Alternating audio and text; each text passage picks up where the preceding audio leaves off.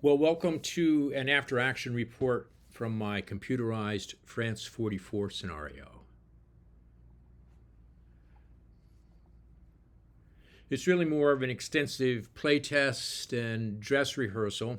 I'm testing the code, I'm experimenting with strategies, I'm hoping to put this scenario to bed after playing around with it for almost a year. It's quite a slow process on this one. As always, I think about new ideas for the interface to assist players. Whenever I'm playing or playtesting, I'm thinking, oh, this would be cool to add, and that would be cool to add, and those things always require additional testing to make sure I get them implemented properly. I found nothing really earth-shaking here. I ended up patching a few minor bugs, and I added a couple of new features to the interface to help players understand what's going on and to be able to quickly do whatever it is that they want to do. But all in all, I think it worked pretty well. So what we're looking at here, let's get this out of the way. What we're looking at here is the starting setup for the game. It's the end of the Axis player turn for July 2, 1944. End of the Axis turn, so the Allies are going to go first to start the game. As usual for the setup, I've put divisions in positions as close as possible to their historical positions. Non-div units are randomly assigned to hexes within their more or less historical areas as best as I can figure that out. For few German divisions, the system randomly selects them and reduces them to cadre strength to represent unreplaced losses that have occurred in Normandy so far. I chose not to use free deployment option for either side, although both the Allied player and the Axis player could really benefit from some redeployment here. I'm not sure that the historical commanders had a good grasp of the Europa rules based on the way these things are set up. But anyway, I went with the historical stuff rather than doing some redeployment. There are also a few non-standard things going on that I should talk about a little bit before we get started. First of all, Utah, Omaha, and Mulberry B are functioning as regular Allied ports. They can take heavy equipment, including combat motorized units and supplies, without amphibious transport. Now, I did that intentionally. Otherwise, using the port capacities and so forth here, it doesn't seem to work too well for me in playing this little Normandy scenario. Those capacities, by the way, for Utah, Omaha, and Mulberry B can be temporarily reduced whenever the weather rule is rough seas or storm at sea. Anyway, so those three things are very important for the Allies to be able to bring in more units, supplies, trucks, all those kinds of things. All right, second, because historically there's so many units ashore for the Allies in such a small area, there's simply not enough room for them according to the raw stacking rules. Just the math just doesn't work. There are too many units and not enough hexes. Now, I've already run into situations like that in a few other scenarios that I put together, including when the Soviet units are converging on Berlin in my Berlin 45 scenario. So I already have the rule in place on how to handle overstacking when there's no alternative, when overstacking has to happen. Of course, the raw rules don't allow overstacking. You're supposed to be within the stacking limits. Here it's allowed, but believe me, it's not good. No player wants to intentionally overstack units. Nothing good can come from that. You really want to avoid it. But if there's no choice, the rules will handle it for you. Third thing going on is I'm using my experimental supply system as usual, meaning that supply points need to be shipped to Allied ports. And that means they need to use naval transport. Puts a premium for port capacity, rail capacity, and trucks when we're using depots and supply points from that experimental system. And I think all those numbers actually work out pretty well. It might require a little bit more tinkering, but I think with those Utah, Omaha, and Mulberry B functioning as regular ports, that there's a good balance in the sense that the Allies always have to make some hard decisions about, do they want to use their port capacity to bring in more units, or do they want to bring in more supplies, or do they want to bring in more trucks to make everything work? So it can be done, but it's juggling, and the Allied player does need to think about it a little bit. The fourth non-standard thing, Anvil Dragoon, the Allied forces for Anvil Dragoon come ashore automatically and reach the outskirts of the city of Lyon at the north end of the Rhone Valley, more or less on schedule. Now, the system is going to roll for that. It will probably happen on exactly the historical turn, but there's a slight chance it might happen a little bit earlier or a little bit later, just to keep everybody on their toes. Now, I did that because I didn't want to have to play out the naval and amphibious rules and do all those things when what basically I want to have here is a ground campaign, well, and partly air, but mostly a ground campaign, and not have to worry about naval and amphibious rules. And for people who are interested in playing out the Anvil Dragoon landings, I already have my Anvil 44 scenario that does exactly that. Okay, so the fifth non-standard thing is that at the beginning of this scenario, Axis units in Brittany, on the Atlantic coast, and in the south of France are frozen in position. They can't move until they're released. The Axis player can't just say, yeah, I know, I don't have to worry about those areas, so I'm going to pull all those units out of there and rush them to Normandy right away, where that can actually do some good. Now, those frozen units will be released based on one of two things: either when the Allies start to break out from Normandy, and I have some code written that will look for that and handle that as appropriately, and or when the Anvil Dragoon landings occur. So whichever of those two triggers happens first, then the units in Brittany, on the Atlantic coast, and in the south of France are released to the Axis player, and he can use them as normal. Okay, so that's the background. That's the setup for what's going on here. So let me pop this back open, and the game starts with July 2, 1944, Allied player turn, and that is here. So this is the situation after the Allies move. As you can see, there's not much going on. The Allies did not exactly break out in the July 2 turn.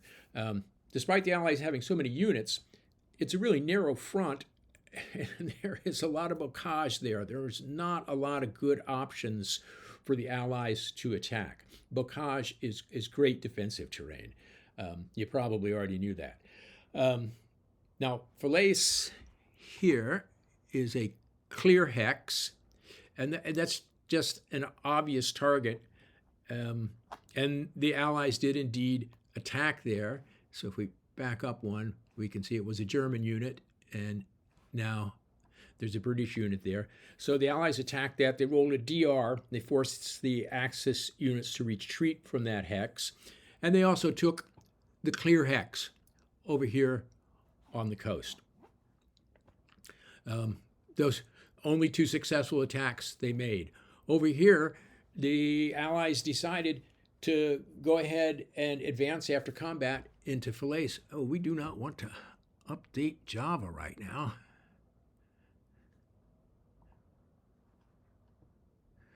Let's hope that was the right decision. So the Allies advanced into Falaise here. Kind of a questionable decision. After all, if the Germans couldn't hold that clear hex, then the Allies probably can't hold that clear hex either, but we'll see how that goes. Meanwhile, the Luftwaffe has very, very modest forces compared to the overwhelming Allied air forces, and on the first turn, most of the Luftwaffe took to the air and tried to help their boys on the ground, and most of those planes got shot down, so there's hardly any Luftwaffe left at all. For the Allies, overall, minimal losses. Axis player lost a couple of units, but not much, and gave up a couple of hexes. Okay, so then we go to the August 1 turn, the end of the Axis player turn, and we take a look at this, and I'll just rock this back and forth a couple times so you can kind of see how the units are moving. So the Axis player has some modest reserves and reinforcements, which started hustling up to Normandy. Axis player started shuffling units in the line. This is the sort of thing that probably should have been done. It certainly could have been done during pre-deployment at the start of the game, trying to make the defensive positions make a little more sense there. The main thing that the Axis player did, well, launched a counterattack against the Falaise hex, where the Brits had advanced after combat into there. And there was a pretty strong British stack there, but it was eliminated. So the DE was rolled on that. They were destroyed, and that was pretty heavy casualties for the Allied player right there. And although Falaise is turning into a killing ground, the Axis player did go ahead and advance into that hex with some units. So we'll have to keep an eye on that and see how many more troops are going to be stuck in that non-bocage hex and see what happens. Okay, so for the August 1 Allied player turn, we're starting to see a little bit of movement here. And again, I'll rock this back and forth a couple times. One thing, the Allied player is still trying to untangle his overstacked units, so some units simply can't get to the front. Well, and there's not a lot of room at the front, but the Allied player decided to launch attacks everywhere possible. You know, maybe this is just going to be nothing but a battle of attrition, so let's make some attacks and figure, especially if the Americans take heavy casualties, they have a pretty good replacement rate, and they'll be able to get those guys back up to full strength. So they launch attacks everywhere possible. They took 3 hexes. They took, Granville over here on the coast, so they got a small port.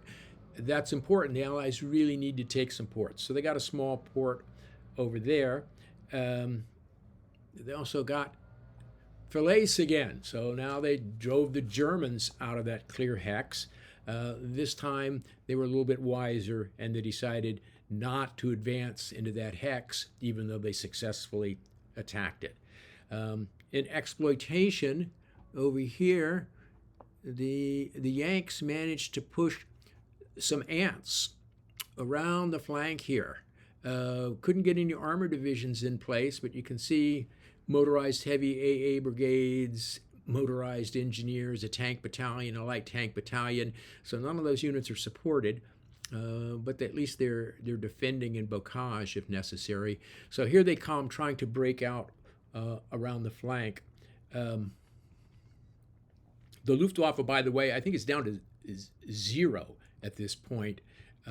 You know, they had very little to begin with, and they have tried to use it without much success. The Allies, on the other hand, have so much air power, and they really rely on that. Without that air power, they would never break through this bocage. They would never get out of Normandy without the air power. All right, so let's go to the end of the August 2 player turn, the Axis player turn, and we rock this a little bit, and we can see some things are starting to change here. Okay, so the first thing that happened is over here on the flank where the ants were trying to come around the corner.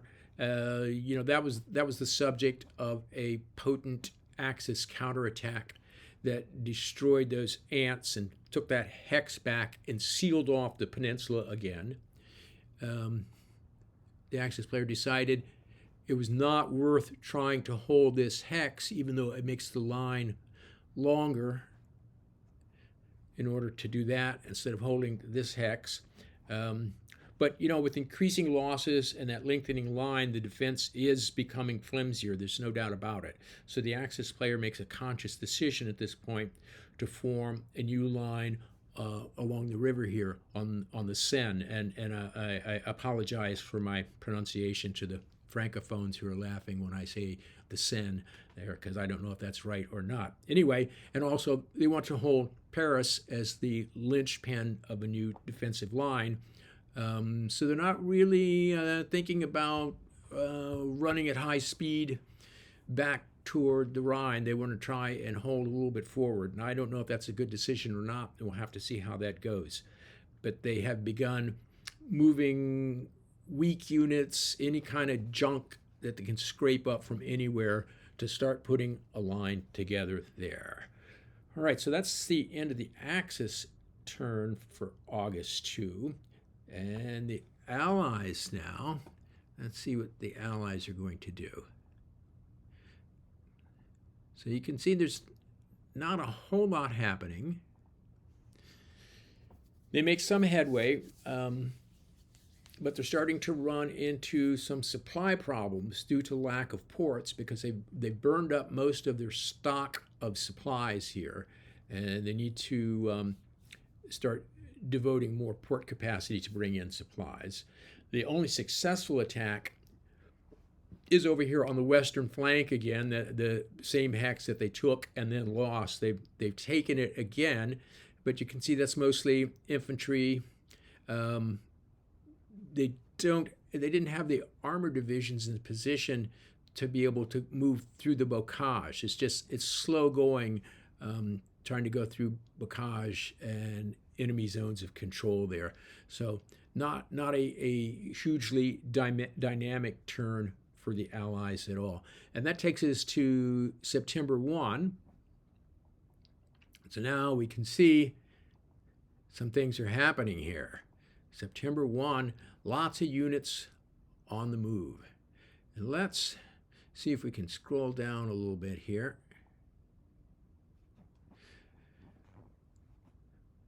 So the Axis player, his units have been repositioned around Lyon down here, as opposed to being on the coast. And when we go here for our September 1 turn, we can see now Anvil Dragoon has occurred, and the Allies have pushed up the valley of the Rhone, and now they appear on the map in play as a part of the France44 scenario. And as I said back at the beginning, I intentionally didn't play the landings in the south of France, and I intentionally didn't play the push northward from there. Just didn't seem like it was worth doing it. But now we've reached the point where they are on the map, and this is kind of the southern front in France that's going on in this turn. So let's roll this back up here, and we'll take a look at this, and we can see the Axis players decided he can no longer seal off the peninsula, so he started peeling back little by little from here, but throwing out a few weak sacrificial delaying units, including into Falaise. I don't think there's much there. Yeah, just a German infantry division. It's the only thing that's there. Basically, to be overrun proof is all it is. And this is designed to allow time to thicken up this line, to get this fully manned, while sacrificing some weak infantry units over here and allowing the strong panzer units to slowly pull back through the bocage, protecting this line, and then eventually they should be able to get into the line themselves and make it quite a bit stronger. One thing I should note here is that the Axis player, according to the OBs, it seems to have a serious lack of engineering assets. Some construction engineers would have been really helpful here to build forts on that new defensive line along here, but there just seem to be so few construction units that not really possible to do much in that regard. Now, as I started to show you a minute ago, per my non-standard rules for this scenario, the game has now reached the point where Axis units are released from Brittany and the Atlantic and from the south of France. And that's what we're seeing here. All these units are scurrying back, except for we continue to hold ports with the port fort stuff there, right? These guys are now free. They don't have to defend the coast. They don't have to defend Brittany anymore. And likewise, if we go back down here, these units that had been in the south of France, I think that's 19th Army, I think that is, are free to do as they wish, and they could have gone all the way to Normandy. Well, had they been fast enough, they could have gone all the way to Normandy. But they decided that they are going to stay down here and delay the Anvil Dragoon forces as long as possible. There are a few French units that are set up over here holding the Alpine passes, and they have zero movement factors now. I said, okay, we have to take them out of play, because historically these are the units that went over here and faced weak German units pretty much for the rest of the war along the flank there. So that's why they're sitting there, and they won't be able to participate in any of the action anywhere. Okay, so that was the Axis turn for September 1, and now we can go to the Allied player turn for September 1, and we rock this back and forth, and you can see, okay, we're starting to get some forward motion here. So the Allies are starting to turn the corner there. They still have a lot of bocage they have to get through, and they need to take more ports. If they want to bring in more divisions, they need more ports for the divisions and for the supply for the divisions, and they're going to need some trucks pretty soon, so they need to bring in trucks as well. So they've got to capture some ports, and that's beginning to be a problem. They took Falaise again because there was just a German delaying unit in there. So they have a pretty good stack. They have a couple armor divisions, an artillery division, and stuff in there. So we'll see if they can hold it this time. But the real action is over here, is these guys coming around the flank. But it's slow going through the bocage hexes, and there's some German delaying units that are just slowing things down in the south. So let's pop back down here. In the south, the French take Lyon, but this is real supply problems down here, because most of the assets necessary to maintain full supply have been going in to the Normandy area rather than down here. They've got some trucks, but they need more trucks, for example, in order to make that work. So the Allies mostly can't attack at full strength down there. So it's going to be kind of slow going, as we'll see. So that's the end of the September 1 turn, and we go to September 2 turn, and we can see for the Axis player, get an idea of how things are moving. So the Axis player continues to give ground in Normandy, leaving some overrun-proof rear guards to slow down the Allies, while the strong panzer forces are still hanging on to this really good defensive terrain, the bocage, that's making it tough for the Allies to attack on that flank. We're solidifying the river line here, and still planning to get all these panzers safely away into this line, but to do it gradually and to keep the Allies back, advancing basically hex by hex. In the south, 19th Army slowly following back. They're not too terribly worried because the Allies are still having the supply problems. So the Allies are not all the Allied units can move at full speed or attack at full strength at this point. So for the Allies, at the end of the September 2 turn, and I'll go back and forth on this a little bit, they're definitely behind schedule now. You can see that they are pouring out of the peninsula. They're trying desperately to get through this bocage, but it's tough going. Lack of port capacity is causing real problems now. They need to figure out how to balance the shipment of fresh divisions, supplies, and trucks into the Normandy area. They also need those trucks for supply purposes. That's why they need them, for supply purposes.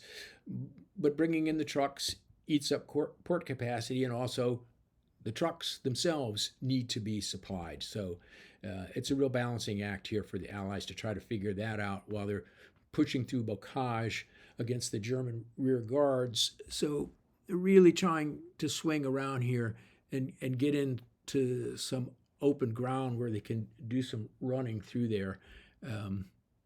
But this is not much of an advance happening. It's just very, very slow. And it's the same thing in the south.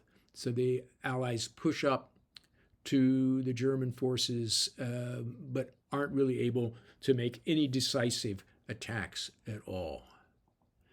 And that takes us over to the October 1 turn. At the end of the Axis player turn.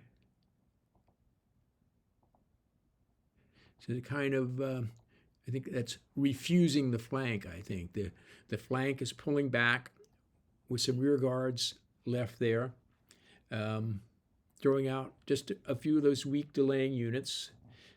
The main strength disengaging, falling back. The river line here is getting stronger and stronger. The German player sure wishes he had some engineers, but doing the best that he can. In the south, 19th Army pulls back a couple more hexes, giving ground very slowly there. Slow pursuit by the Allies. So the Axis player is feeling pretty good about this. This is October, and the Allies still aren't really out of Normandy yet. They have not pushed up to the river, except here at the very mouth of the river, I suppose. So they're feeling pretty good about that. Meanwhile, we look at the end of the Allied turn here. Meanwhile, in London, I think Churchill is probably having a cow right about now. He really wants Eisenhower to be relieved due to his terrible performance, and he wants a new, dynamic, aggressive, blitzing general in charge. Maybe somebody like Montgomery, right? Well, the Allies actually cover a fair amount of ground this time. Here we go. End of October. So they're actually moving forward better than they have been, but mostly it's just against the weak screens. They're not landing any big punches. They're not really doing anything decisive here, and they're not really sprinting forward at high speed. There's not much happening in the south. It's hardly worth even looking down here now. Trucks are desperately trying to stockpile enough supplies up here that the Allies can get some serious attacks going to break through that line. And if they can break through down here, it'll probably have big impact up here as well. But they've got to get enough supplies forward for those attacks. So other than that fleet of trucks running up and down in the south, it's going to be up to the guys in Normandy. They can't count on Anvil Dragoon helping them a whole lot, and they're going to have to figure out how to get to the river line and how to cross that river and how to take Paris. They've got a long way to go. I think they are way behind schedule here, and that's going to take us to the October 2 turn, and this was kind of a little bit of confusion, and this is on me. So as usual, at the beginning of each player turn, the system flashes up a bunch of big messages to say what's going on, and one of the things that it talks about is the weather conditions and reinforcements that are coming on and all that kind of stuff. And as usual, I just kind of glance at those and don't pay too much attention to them. I dismiss the alerts and go back to figuring out what I'm going to do with the units. One one of the first things that happens according to the usual progression of phases in a player turn is we have to figure out, is anybody out of supply? If so, who's out of supply? And when it suddenly showed me lots and lots of Allied units and quite a few German units were out of supply, I said, "Oh my God, how can that be? What is going on? Man, there must be some huge bug lurking in my system that I didn't know about." I've been able to rely on the system competently telling me who's in supply and who's out of supply for forever. I wrote this code long ago. It's always worked really well, and now I'm seeing something is wrong because it's showing me all these units are out of supply, and I know they can't possibly be out of supply. And I said, well, okay, I can deal with that because I have game master tools. I can patch that up, and I'll keep playing, and I'll figure out that bug and I'll get that taken care of. So then I got to the movement phase and started to try to move some German units, and they would only go a hex or two. They would not move as far as they should be moving. And I thought, what in the world is going on? And then suddenly I realized it was mud. Okay, so the system had alerted me, as it always does, that the weather had changed from clear to mud, and I had not paid any attention to it. I hadn't even looked in the upper right-hand corner. It always shows all the time. It displays exactly what the weather conditions are in every zone that you need to know about. And sure enough, when you look up there, it says mud. And I didn't know that. I didn't catch it. It's all my fault. Churchill's going to sack me next for sure. I had not prepared either side for the possibility of mud. So those units really were out of supply. And everybody is now barely able to move because of the mud. And of course, it hurt the Allies most because they're moving away from their supply depots. They already had fairly long, stretched out supply lines. It didn't hurt the Axis player as much, but a little bit, because you remember those Panzer units are trying to gradually get away, and the mud is going to be slowing down their disengagement and withdrawal to get back to the river line. Anyway, so that was all on me, and I have to say that's what almost always happens. When I think I've discovered a bug in the system, it turns out the system knows the rules better than I do, and that's exactly what happened here. The system knew it was mud, even though I didn't. Anyway, so the end of the Axis player turn for October 2. So if we click this back and forth a little bit. So the Axis player could not do everything that he wanted to do, but he managed to get most of his units away in the method that he preferred. Still trying to get back to the river line, which is getting stronger and stronger with every turn. We're starting to stockpile some supplies in Paris. I think there were some slight German withdrawals in the south, but it's just pretty static, pretty much of a stalemate down there because of the supply situation and now the mud situation in the south. So for the October 2 at the end of the Allied player turn, if we look at this, well, these guys are moving forward, but they're not exactly sprinting because they're moving through mud and they can't go very fast, and some of them are also out of supply, which makes it even slower. So that's especially true of the American spearheads, which in theory are going to be moving rapidly around the flank and heading for Paris. Well, that's not happening so much. It's pretty slow. The British and Commonwealth forces on the northern flank there, they're not trying to move as fast, so it did not impact them as much.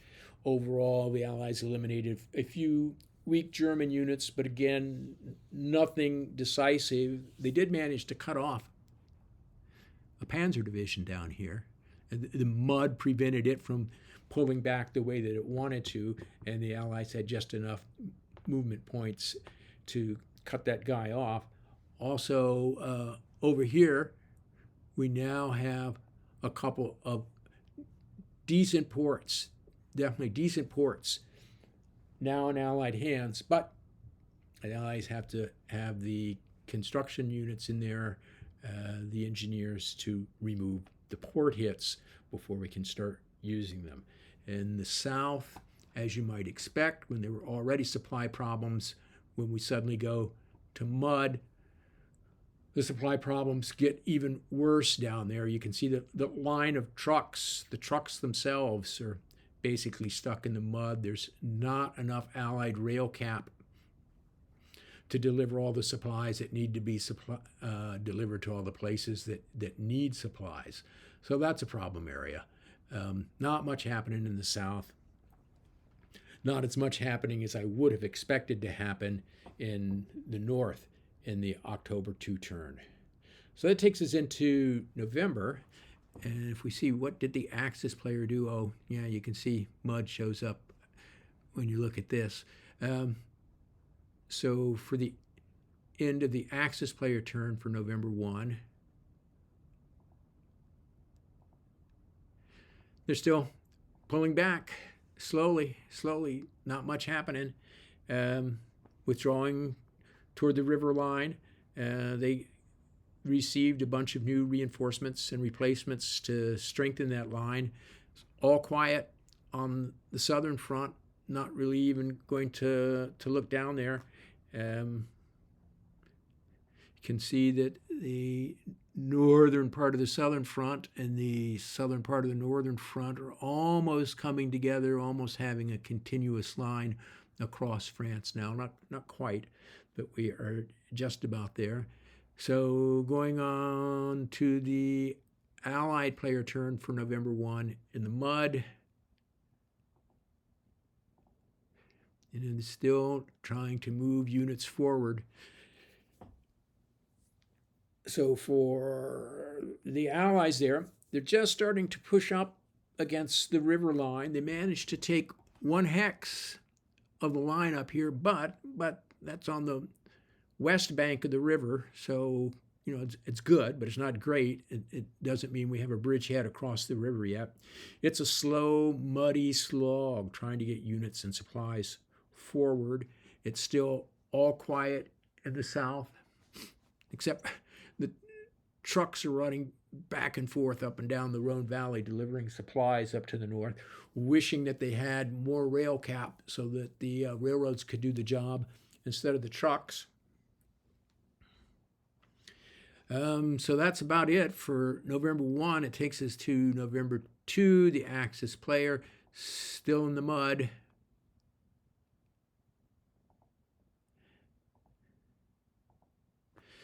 And there you can see that things are starting to happen a little bit here. We're Axis players trying to get everybody back to defend in front of the river line for as long as possible before those panzers drop back across the river.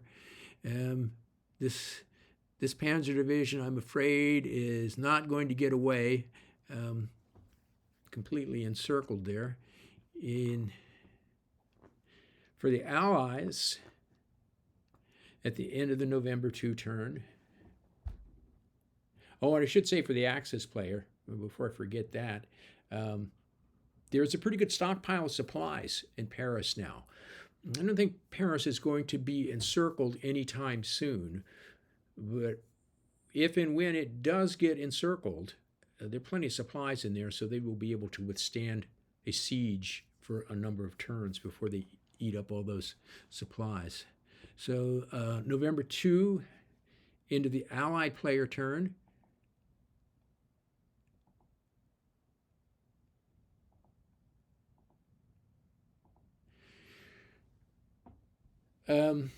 First of all, I think what happens here is that Stalin sends a thank you note to Churchill and Roosevelt for not rushing into Germany. The Allies are making such slow progress.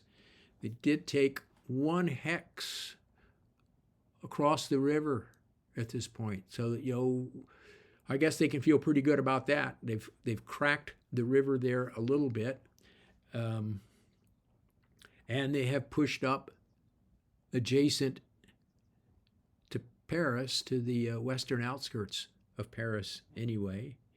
The supply situation is starting to ease a little bit.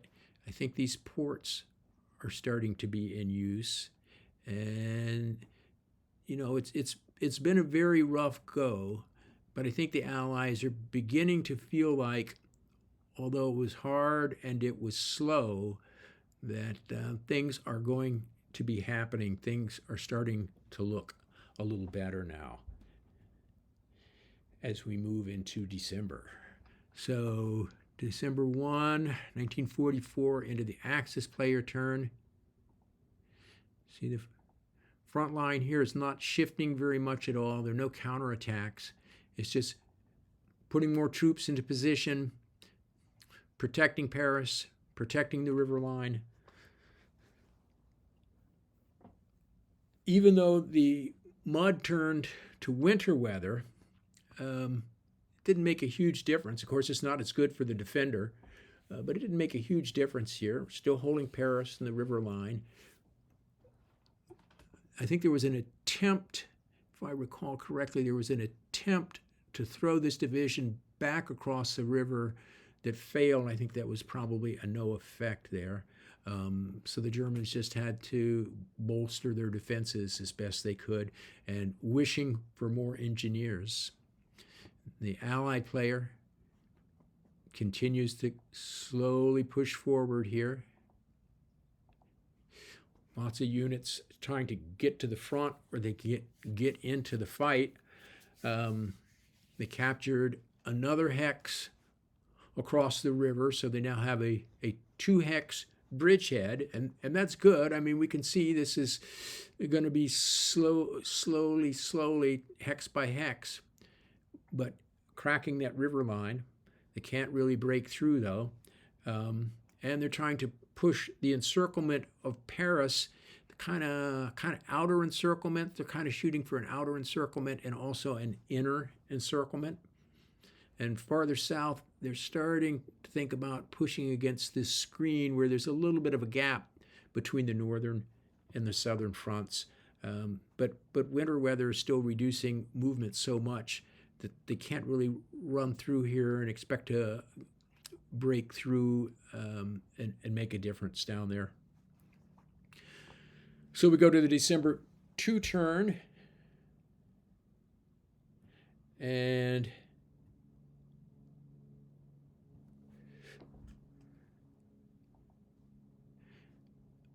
the Axis player is putting just about everybody they have into the line now.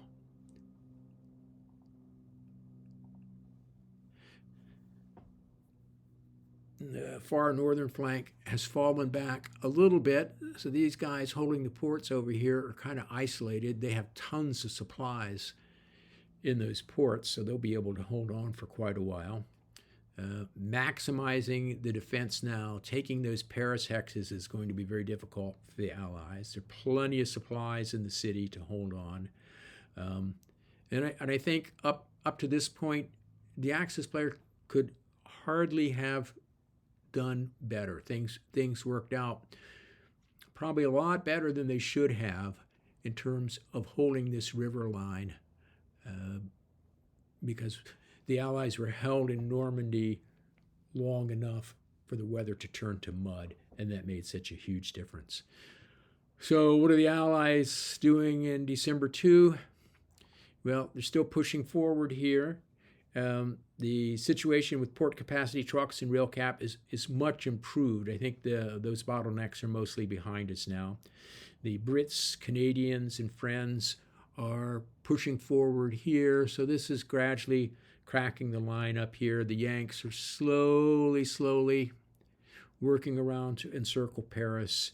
Down in the south, there's even a successful Allied attack here, and the Germans are going to be hard-pressed to hold that defensive line as the Allies are getting their supplies in order down there. So that's the end of December 2, 1944. And as we have Happy New Year for 1945, I decided at this point to end the playtest. It had gone on pretty long. I'd accomplished just about everything that I wanted to accomplish. I found a couple bugs. I thought of a couple new ideas for adding things. And I really need to move on to some other projects. I couldn't devote a whole lot more time to playing out this very enjoyable playtest campaign here. I say, in retrospect, my allied player made multiple mistakes. The first one was moving into that Falaise hex in the clear terrain and getting that big stack of allied units completely clobbered. They were defender eliminated. That was pretty rough. Probably made me a little overly sensitive to what German counterattacks could do. Another mistake was not paying enough attention to logistics. I could have done a better job of balancing units, trucks, and supplies coming through ports and getting into the right position and making sure that port hits were cleared up a little bit faster.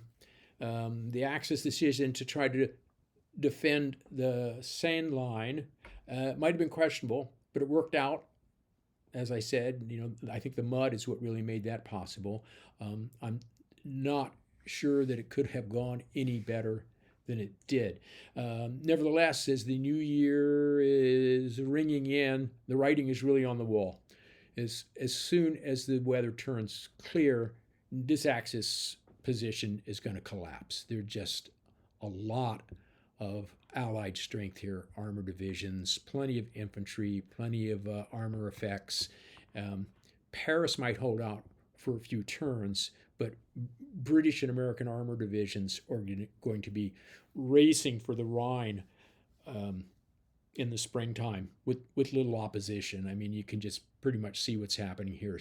As soon as the weather clears up, the ball game is going to be over. Of course, by the time the Brits and the Americans are racing for the Rhine, they are likely to discover that the Soviet tanks have already reached the Rhine from the opposite direction because this has taken so long here. And Joe Steele is probably rubbing his hands together as Soviet forces are practically reaching France now with this extra time.